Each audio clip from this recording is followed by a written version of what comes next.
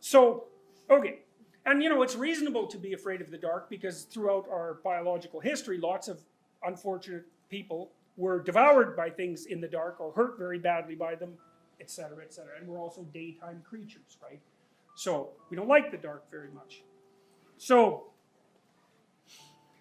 what you do to someone if you're going to initiate them is maybe you take them when they're 13 and you put them in a really dark cave. And caves, they're so dark, man.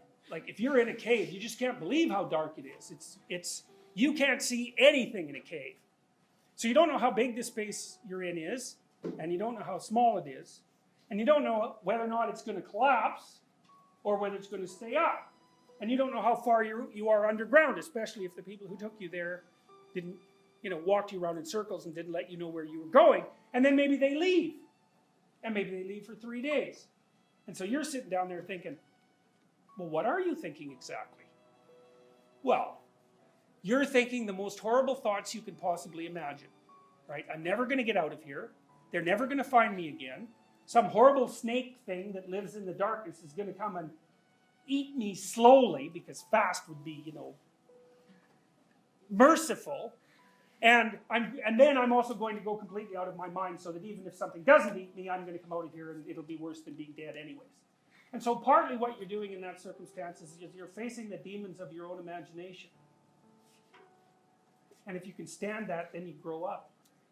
And that's what an initiation ceremony does. Now, a lot of what you'll find if you look at clinical theories of psychology, the same motif applies. If you want to get better, you have to find out what you're avoiding and what you're afraid of. And maybe what you're disgusted by even. And you have to expose yourself to that voluntarily, and you have to let that change you. And so it's not a pleasant prospect. I mean, it's not dancing through a field of daisies, right, with Muzak playing. And it's not follow your bliss, you know. It's not the natural unfolding of a positive process. It's not that at all. It's the voluntary confrontation with the things that make up life's horrors. But what's interesting about it is that there's an idea there that lurks under the surface archetypally, and that is, there's a lot more to you than meets the eye. But it won't be released unless it has to. And so you're not going to even figure out what it is until you put yourself in peril. Now, part of that you might think, like, imagine that you're an introvert and you're socially awkward and you're highly neurotic, so you feel a lot of anxiety and depression. You don't like going to parties, and that's because the horrible tyrant lives at parties and always glaring at you and judging you and telling you how useless and insufficient you are. And so you go there and you don't even look at people, because you know that if you did look at them, you'd just see the face of the judgmental tyrant, which, by the way, you wouldn't if you actually looked at them, but you won't because you avoid. And so you're going to go there and you're going to put yourself in this terrible situation, and if you're lucky and you're a bit awake, then you're going to incorporate all sorts of information from the external world that will help you develop your social skills and make you more sophisticated. And even if that doesn't happen, you're going to learn that you can tolerate your own fear. And you might say, well, what's better? To not be afraid, or to know that you can handle being afraid? And obviously to not be afraid. But give that up, because that ain't happening. So the next best thing, and the realistic thing, is to know that you're the master of your own fear. And so a lot of what we're going to talk about in relationship to classical theories of personality is exactly that. It's not that the world isn't terrible. It's that the world is terrible. But you're a lot stronger than you think. And the way you, okay, and so part of that is the strength that you gather is partly the information that you gather when you go somewhere that you're not good at, you know, so you're establishing new skills like you have at university. But there's another part that's interesting that's related to the little video that I showed you at the beginning. DNA turns out to be a very complex structure. And so if I put you in situation A, then DNA codes certain kinds of proteins that help make up the way that your mind is and the way it works. But if I take you and I put you in another situation, completely different genes turn on. And so what that means is that you have a biological repository of potential yous lying dormant at the highest resolution level of your molecular structure.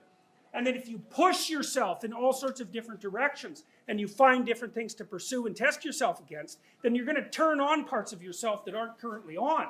And God only knows what you'd be like if you turned yourself completely on.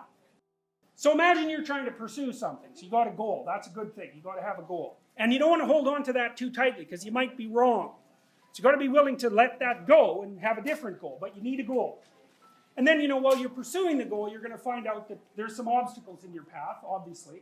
And maybe some of those obstacles are of a frightening type. Or maybe they're even of a disgusting type. You might say, I don't want to turn into that kind of person. So those of you who are sort of socialist, utopian left-wingers might think that way about business people. It's like I would recommend that you get over it as rapidly as possible. So anyways, you might think there's no way I'm going to act that way. So you sort of put it off limits, say. Or maybe you're afraid to do what you need to do next.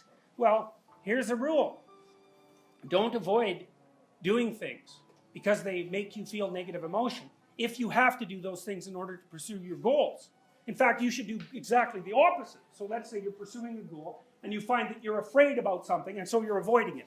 The first thing you should think is, aha, look, I'm afraid of something and I'm avoiding it. Dragon, treasure, exactly there. And that's exactly right. It's precisely right. If you're afraid of the thing, then what that means is that you're not developed enough to handle it. And you need to be. So you should think about that as a discovery, like a positive discovery. You found out where you have a weakness, and you're now able to address it. So, if you're an introvert and you think, it's Friday night, I could go to this party, but, I really don't want to. Then you think, oh, that means I should go. And that's exactly right, because you already know how to do the things that you know how to do. And it's the things that you don't know how to do that bother you and oppress you. And of course those things are going to be difficult to learn about. But you need to learn about them because you need to get yourself all switched on. How's that? Switched on. Because then you'll be able to tolerate the fact that life is fundamentally suffering. And so the world doesn't get safer as you develop. In fact, quite the contrary. You just get more competent. And that's better anyways because it's conceivable that you don't want safety anyways. You probably want adventure. You probably want to be compelled. You probably want to be engaged. If you want security, you might as well be dead. Well, because nothing's happening then, and there's no danger left. To be alive is to be contending with the world. And you want to be the best at that you can possibly be.